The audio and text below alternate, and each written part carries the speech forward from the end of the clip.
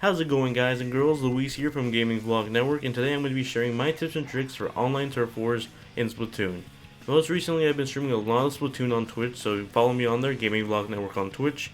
And some of you guys that were watching my streams live there were telling me to make a video on YouTube sharing my tips and tricks with you guys for online turf wars, so that's what this video is about, so let's get started.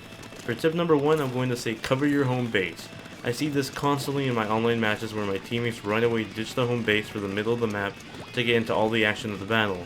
But this is turf wars. It's not about the kills, but it's about covering as much turf as you can, so start off by covering all the turf you can, and that's where you spawn on. Cover your home base. For tip number 2, I'm going to say use the high ground advantage. Whenever you're in an area where there's a lot of turf to claim, like in the middle of a map, use the high ground advantage to cover as much turf as you can from a very safe distance. One great example of this is to use this method in the Salt Spray rig map, where if you go all the way to the back of the map, there's actually a crane rig hanging over the map that goes from left to right. Go on this crane and cover as much of the map as you can. It's a pretty safe distance from any enemies as long as you're away from snipers, and you can cover a lot of turf with this. For tip number 3, I'm going to say refrain from gathering up with your teammates. If your teammates are all bunched up together, it's easier for an enemy to use a splat roller to just take out their entire team. Try spreading out and cover as much turf as possible, and don't use 2 inklings for a 1 inkling job. For tip number 4, I'm going to say to use your super jump and use it wisely. The super jump can save you so much time from getting from one point of the map to the other, however, use it wisely. If your teammate is an enemy turf and you want to jump to them, but they're surrounded by their enemy paint, it's probably safe to refrain from jumping to your teammate. Likewise, if you're trying to find good spots for your teammates to jump to you, make sure you're in a safe area before everyone just jumps into you. The whole point of the super jump is to get your enemies to you in a safe and faster manner, not to get everyone bunched up together so they can easily be killed. Tip number 5 is to use your paint to sneak into enemy turf. If you go into squid form and stay still, you can practically move invisible to enemy eyes.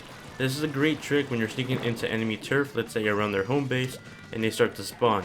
You can hide towards the corner of a map and secretly just sneak up to them and take them out, and continue covering their home base. This is a very helpful trick if you're looking to surprise attack a group of enemies all at once. Tip number 6 is to use the Seeker Bomb as a tunnel creator.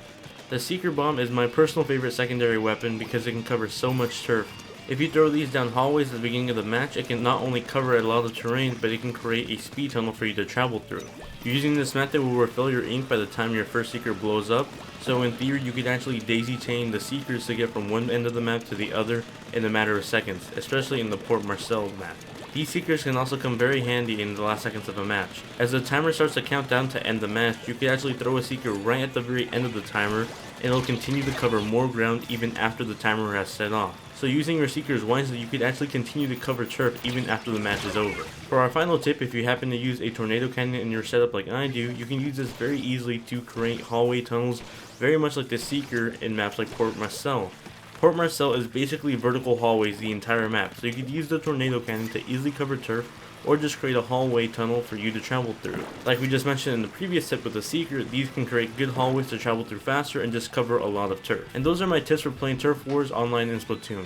If you found the video helpful, please give it a thumbs up. It really helps me out and it helps spread the video on YouTube, so please give it a thumbs up if you enjoyed it. If you like another tips video like this, let me know in the comments. I'll try to write up another tips video for a second entry in the series. Oh, and before I forget, I'm actually going to E3 in about a week and a half, so I decided to make some shirt designs, and this is the shirt I came up with. It's the hashtag Stay Fresh shirt. If you guys have been playing Splatoon, you guys know where this is from, so if you guys want to get your own shirt, you can go ahead and check out the link in the description below. I'll be wearing this at E3, so if you are at E3, look out for it. And if you do actually end up buying one, let me know or send me a picture of you wearing it. I'd love to see you guys with it. So thank you all very much for watching the video. Hope you guys enjoyed it, and I'll see you guys in the next one. Later.